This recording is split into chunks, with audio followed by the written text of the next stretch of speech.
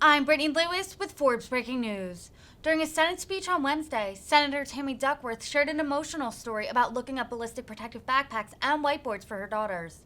Her remarks followed the recent school shooting in Uvalde, Texas, that left 19 children and 2 adults dead. She pleaded with Republican senators, asking, quote, "How many more children will you allow to be murdered on your watch?" Let's listen in for her entire speech. Last night, as I was doom scrolling, as they say one does at 2 in the morning when you can't sleep,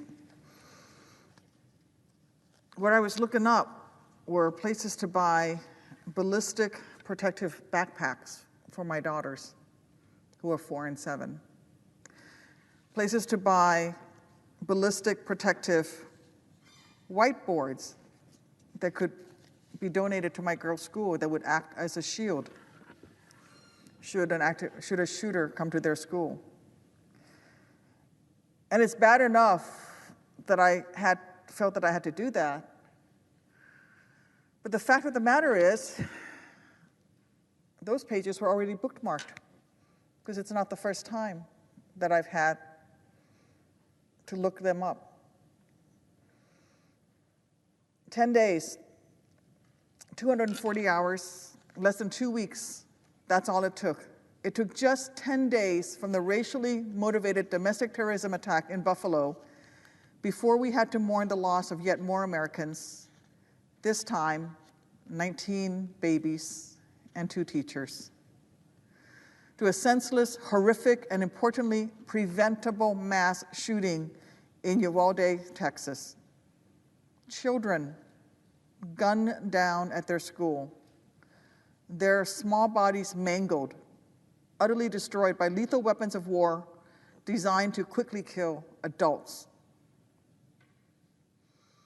So last night when I got home, I held on to my 2 babies so tightly. I didn't know why, but I wasn't going to let them go.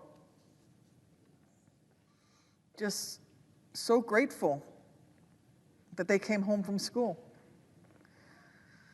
Today, there are at least 19 more families in our country that will never be able to forget the horrific sight of what happens to a baby's body, to a child's body when shot at close range with an AR-15 or similarly styled rifle meant for battlefields and not schools. I come to the floor today because as a mother, I am beyond angry. I am furious, heartbroken, and fed up.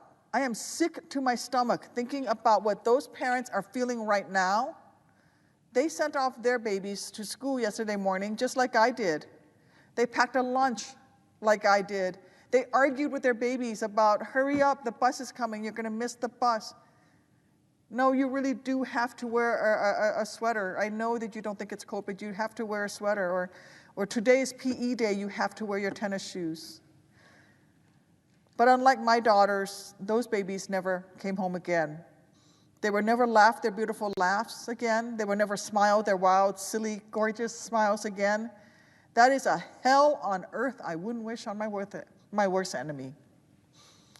And as a senator, I asked my colleagues, how many more children will you allow to be murdered on your watch? How many more? How many more tiny bodies have to be ripped apart by weapons of war before you will stand up to the gun lobby and the NRA? How many more children will you allow to go to school each day traumatized, fearing for their lives? Children terrified of being gunned down in their classrooms, practicing active shooter drills instead of studying the ABCs and 1, 2, 3s.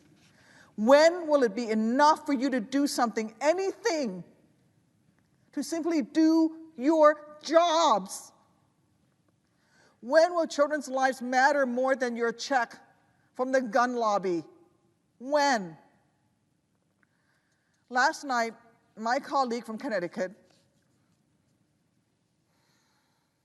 Senator Murphy, came to the floor to ask our colleagues on the other side of the aisle, quote, "What are we doing?"